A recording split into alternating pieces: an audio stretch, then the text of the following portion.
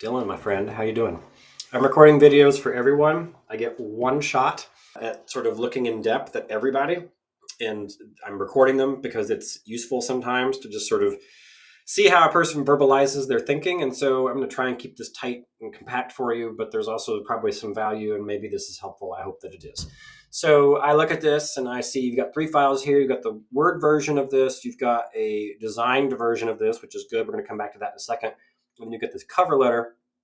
The cover letter is written in this, it's submitted as a PNG file. And so, like I mentioned in the announcement that links to the page that has the whole bit about the applicant tracking systems, you're definitely going to care about this, because if you are applying to places that use applicant tracking systems, like here, where you've got the Bureau of Land Management, they're going to use an applicant tracking system because they're government. The ATS won't be able to read this at all. In fact, it'll probably just ignore it. It may accept it as a submission attachment of sorts, but it won't be able to parse it. And so it's very likely that no one's really going to look at it as a human being, because it'll never get past the bots. It's just a big picture to the robot. Maybe they could apply some OCR to it. Most of the systems aren't quite that advanced, and so it's probably just not going to do anything. I read it. It's actually quite lovely. I like it. I even like that you started with the "you should hire me" for the intern position, because it's just, if somebody did that, it would get my attention. And so, as you also saw from the announcement, most people sort of started their cover letters rather with the whole "I'm excited to apply for this position" as a blah, blah, blah. I didn't include your first line in here into that document that I shared with everybody else because I can't copy it. I didn't want to retype it, and I could do some OCR, but then that would be the effort of me trying to change the formatting and the line breaks. And quite frankly, I'm just not going to do that. So I didn't. Looking at the Word version of your resume, I look at this. Seems great. I encourage you to put the word Bachelors of Science in that spot. Bachelors of Science in Media Arts and Science. It's a little clunky because it says science twice. You could also say Bachelor of Science, Media Arts and Science, if you wanted to, with a comma or something in there. The reason being is that I was in the second graduating class of this program in the last 20 or 25 years. Every time someone asks me what my degree is in and I say media arts, the next thing out of their mouth is, "What's that?" And nobody knows. And so then I usually just say, "I work with computers." So an ATS is going to be when they say something like, "We're seeking an applicant who has a bachelor's degree in," and then they'll list like a few big ones, like marketing, communications, like the things that have been around forever. They may list like digital communications or some other sort of broad thing. Media arts probably isn't going to show up in that. It's a very IU-centric way to refer to that. And so if you at least put the word bachelor's degree in there, or bachelors of science in, then you at least get the connection between the ATS saying, "I'm looking for someone with a bachelor's degree," and you can say bachelor's degree on your resume, and it will make that connection. So specializing in digital storytelling, graduating May 2025. You can go ahead and take this off, quite frankly. If you're actually actively applying for things right now, there's really no reason to include that. Most any reasonable person will be like, it's no big deal because it's February, March, right? And so whether it's May or April or June or whatever, it's like, it's close enough, right? It's totally fine. Afterverse and Flip for Fun. I don't know what either of these things are. I read this a little bit before, and looking at this, it seems great, right? Fine, cool. I just have no idea what any of it is, and so it just doesn't mean anything to me. And since it doesn't mean anything to me, it's really forgettable, which is not good for you.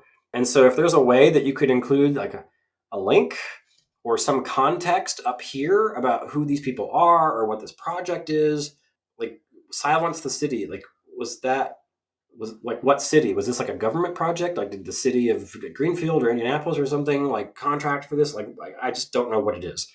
And so it just doesn't make an impact as a result. Kind of the same with this. Not quite, but Flip for Fun, I don't know what that is. It makes me wonder, is it like a camp? Is it like a gymnastics thing? I don't know. And so it might be useful to include some note for that there about what they are. 2 years of graphic design experience developing a variety of marketing materials. This is all nice. I like that you've listed things there, advertisements, flyers, and brochures. This is like the stuff that nobody prepares you for, thinking that this is what, like, who would possibly use these things? And then you go out and you get a job someplace and like, can you make us a flyer and a brochure? Because it's just like what people do. Evaluated visual content. I don't know what that visual content is. photos, maybe? I don't know. This feels pretty vague. Marketing campaigns and what? Is it like email campaigns? Is it social media ad buys, that sort of thing? If those are the campaigns of sorts, then you should use those words, again, trying to match potential job description requirements with this particular resume. So that way, if they're saying we want somebody who's worked with, Meta Business Suite or Google Ads campaigns, then use those specific things in this resume, because you can make more of those matches. The more matches, the higher you rank. It's just like SEO. Utilize photo editing and video editing skills to create visual content material.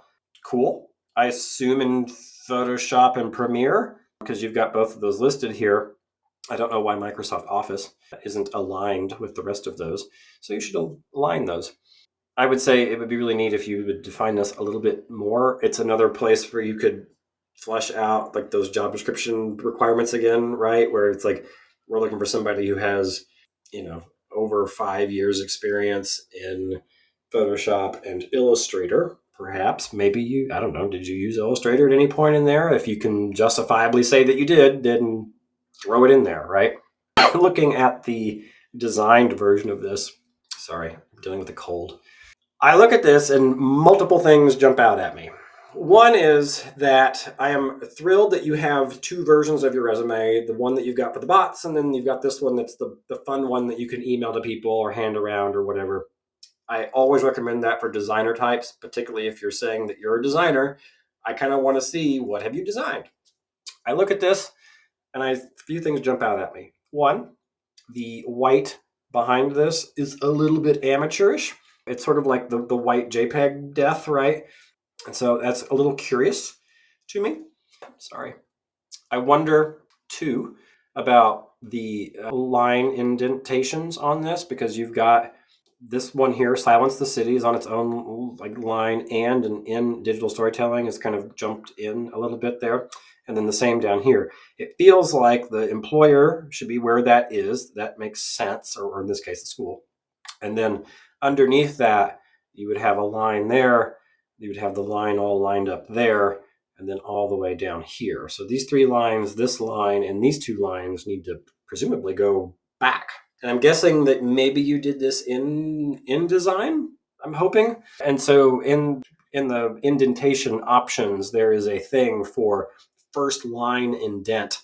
That's what you need to adjust. You need to push the first line indent in, or the first line indent can stay where it is, and the rest of the paragraph indent, excluding the first line, then can come back. Either way. The other thing that jumps out at me is I look at this and I think, did he draw that? I wonder if he drew that. I wonder if he drew these things. And then I don't know, because there is no portfolio. And there is nothing on your cover letter or your resume about that either. And so then I think, can I Google him? And I come over here and I Google you. And I did this a little bit ago because I was like, where are you? And I was like, well, there's a thing from Luddy. And I see, it's like, that must be for the project thing. And so this isn't going to tell me a whole lot. And so then I come back and I think, does it work at Tuttle? So I look and it's like, that must be you. But there isn't anything else here. All I see is that you're a parking attendant and the picking crew at Tuttle's, which, fine. And that's it. And so then I come back here and I think, okay, if he drew this, cool. I wish at this point that you might consider drawing yourself to be a little more adult looking, because it is not particularly reassuring on the hiring end if someone has made themselves to look pretty boyish, right? So I don't really want to hire a young boy. I want to hire an adult who has some heft and a mind at work, right? And this is not a particularly reassuring feeling. It would make more sense if I felt like the other aspects of your work, like maybe you've got a body of work that's kind of this style, but I don't see that. So that's what I'd like to know. Do you have a portfolio someplace? Because I'd want to see it. If I was actually looking at this, I would be long gone, because that's the first thing I'd be looking for, is like, where is the portfolio? And I don't see it. I'm out. I like that you've got the resume in both formats. your cover letter, I'm hoping, has the ability to be in some format, not a PNG file. It really needs to be in some sort of text format or a PDF. A document, I suppose, could be fine. And I wish that I could see more context about some of these positions, like about the Afterverse and the Flip for Fun. And that's where I am. And quite frankly, I don't know that that's good for you. I don't know that's a very good position for you.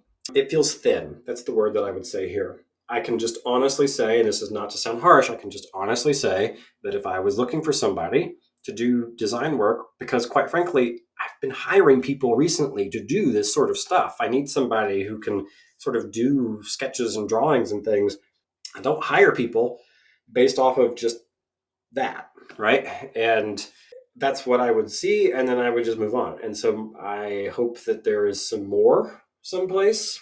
So work with me on this. Tell me if there's not, because then we'll come up with a plan B. But for now, I'm just going to plop this in at a 50, only because it's just my score that I used for we're just like halfway through this conversation, not necessarily through this project. It helps me just sort of understand where everybody is in that. Just get back with me on this. Tell me where you are on some of this stuff. Tell me also if there is an application or a job someplace that you're looking to apply to, because we could then lift specific elements from that job description into this actual resume. I don't know if this job with the Bureau of Land Management is the thing. Oh, wait, look at that. dylanwyman.wixsite.com/website. Frickin' A. Well, my little OCR. Oh gosh, I'm gonna have Dylan Y. See, I can't click it. dylanwyman.wixsite.com/website. dylanwyman.wixsite.com website. Did I get it right? Dylan Wyman. I missed it. Sorry. This is why it's important for this stuff to be clickable. Okay. Now I feel like there's a whole new world open to me. I hope this is still you. Yeah, that is you. Okay. So now I'm looking at this thing, my beginnings, map 1 and map 2. I don't know that I know what these things are. That doesn't look particularly compelling because of the way that it's scaling that image there.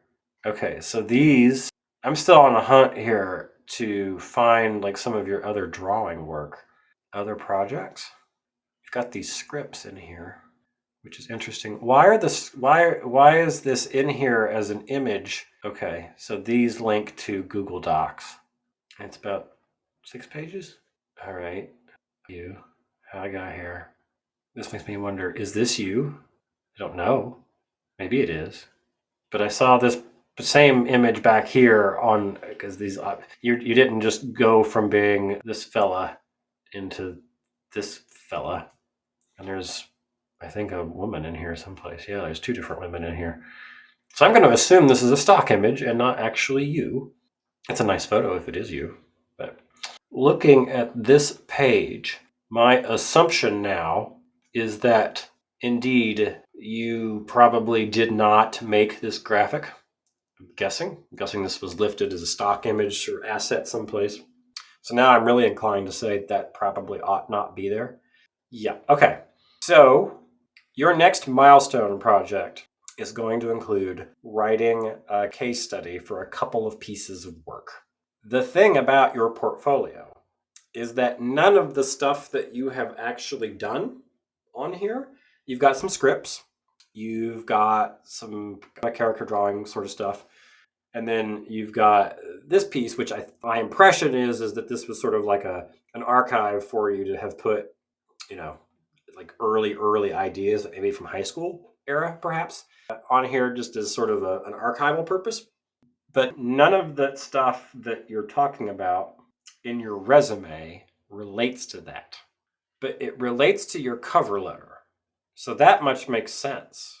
So I guess my question for you now, aside from some of the few little bits that I had mentioned earlier, and I know that it's getting long in the tooth here, is what kind of work are you pursuing? It makes me wonder, because I look at this and I feel like you've got graphic design experience for a small business. That makes a whole lot of sense to me because it's kind of my whole business.